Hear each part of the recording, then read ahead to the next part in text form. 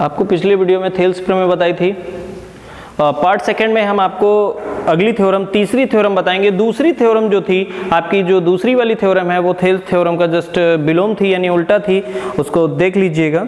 तीसरी थ्योरम जो आपको क्वेश्चन बताते हैं, इसमें क्या होगा, यदि दो त्रिभुजों के संगत कोण बराबर हों तो उनकी संगत भुजाएं समानुपाती होती हैं, अर्थात त्रिभुज समरूप होते हैं। ये हमें प्रूव करना है कि यदि दो त्रिभुज समरूप होते हैं या संगत कोण आपस में बराबर होते हैं और या फिर हम ये कह दें उनकी संगत भुजाओं के जो अनुपात होते हैं वो समानुपाती होते हैं, तो वो त्रिभुज समरूप होते हैं। ये हमें प्रूव करना है।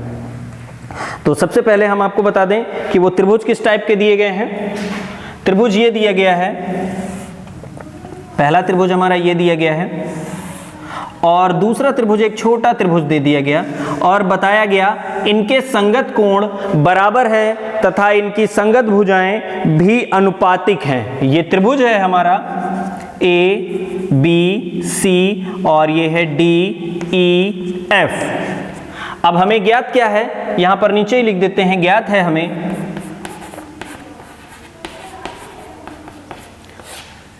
इनके संगत कोण, यानी ए का संगत कोण जो है वो D है, संगत कोण B का जो संगत कोण है वो E है और कोण C का जो संगत कोण है वो कोण F दिया गया है। ये आपस में बराबर दिए गए हैं और साथ में ये भी बताया गया कि इनकी भुजाएं जो हैं वो समानुपातिक हैं, यानी भुजाएं यहाँ पर तो उनकी संगत भुजाएं समानुपातिक होंगी या फिर वो दोनों त्रिभुज समरूप होंगे। ये चीज हमें प्रूव्ड करनी है।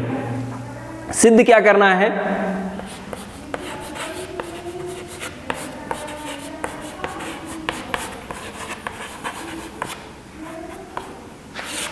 A B upon D E, B C upon E F, A C upon D F, ये हमें प्रूव्ड करना है। या फिर हम ये लिख सकते हैं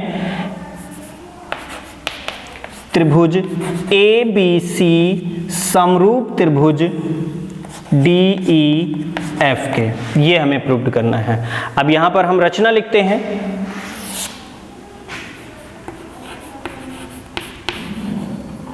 रचना, यहां पर रचना क्या होगा कि जो बिंदु हैं P और Q हम इस पे ले लेंगे। यहाँ पर ये P और Q, P है और ये Q मान लेते हैं, ये P दिया गया है यहाँ पर और ये आपको Q दिया गया है। इन दोनों को मिला दीजिए, यानी आपने P और Q क्रमशः कहाँ कहाँ लिया है।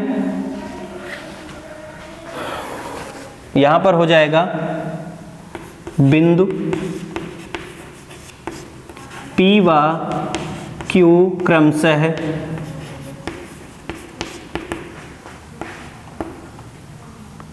ए बी व ए सी पर इस प्रकार स्थित हैं कि ए पी बराबर डी ई, ए पी बराबर डी ई व ए क्यू बराबर डी एफ के दिया गया है। ये कहा गया है कि ये आपस में बराबर हैं और हमने पी क्यू को मिला दिया। ये हमारी रचना थी।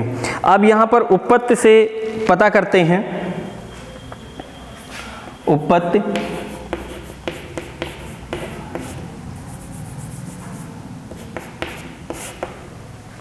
उपपत्ति में क्या होगा कि जब यहाँ पर त्रिभुज ले लीजिए, पहले दो ए पी क्यू व त्रिभुज डी ई एफ, केवल यही लीजिए। तो यहाँ पर दिया गया है ए पी बराबर है डी ई के और ए क्यू जो है वो बराबर है डी एफ के तथा कोण ए बराबर कोण ए, ये डी, ये दोनों संगत कोण हैं, आपस में पहले से ही बराबर हैं। ये चीज हमें दी जा चुकी है। अब इसका मतलब दो भुजाएं एक कोण बराबर है, तो त्रिभुज कैसे हो गए, त्रिभुज हो गए सर्वांगक्षम। तो यहाँ पे सर्वांगक्षम लगा देते हैं। ए पी क्यू सर्वांगक्षम त्रिभुज डी ई एफ के, ये हो जाएगा साइड एंगल साइड, ये इसकी जो कसौटी है वो साइड एंगल साइड से हो जाएगी। अब ये दोनों त्रिभुज जब सर्वांगसम हो जाते हैं, इसका मतलब है इसके संगत कोण, इसके आपस में संगत कोण, यानी जो ये कोण E दिया गया है वो P के बराबर होगा और जो F दिया गया है वो Q के बराबर होगा। इस तरह से E पहले B के भी बराबर था और F जो है वो C के बराबर था, यानी आपस में ये कोण आप बिल्कुल बराबर होंगे जो आपस में संगत कोण है, और जब संगत कोण आपस में बराबर होते हैं तो दोनों भुजाएं समांतर होती हैं। अतः हम ये भी कह सकते हैं कि कोण A P Q बराबर होगा कोण D E F के। और यहाँ पर सबसे पहले आपको ये बता दें कि कोण D E F के जो बराबर दिया गया है, ये समीकरण 1 रख लीजिए, D E F के यानी E के बराबर जो कोण दिया गया था वो B है, यानी A B C, कोण A B C हम लिख सकते हैं। और जब इस तरीके से ये दोनों कोण आपस में बराबर होते हैं तो समीकरण 2 हो जाएगी। तो समीकरण 1 व 2 से अब दोनों समीकरणों का जब यूज करते हैं तो कोण A P Q बराबर होगा कोण A B C के, जो आपस में संगत कोण है, संगत कोण है। तो संगत कोण होने की कंडीशन में जब संगत कोण आपस में बराबर होते हैं तो वो दोनों त्रिभुज, वो दोनों रेखाएं जो होती हैं वो समांतर होंगी। तो यहां पर ये हो जाएगा, तो BC समांतर होगी PQ के। और जब ये समांतर हैं तो अभी आपने थेल्स प्रमेय में हल किया है कि अगर किसी भी त्रिभुज की समांतर भुजाएं दोनों रेखाओं को जिस बिंदु पर काटती हैं तो उनके अनुपात जो होते हैं वो आपस में बराबर होते हैं। अतः इसकी संगत भुजाएं जैसे हम यहाँ पर ले लें तो इसका मतलब है कि त्रिभुज जो है आपका ये समांतर हो जाएंगी। और जब ये कोण आपस में, ये कोण इसका बराबर दिया गया है, ये कोण उभयनिष्ठ हो जाएगा और ये कोण भी आपस में बराबर है, तो दोनों त्रिभुज समरूप हो जाएंगे। तो समांतर लिख दिया जाए तब भी कोई दिक्कत नहीं।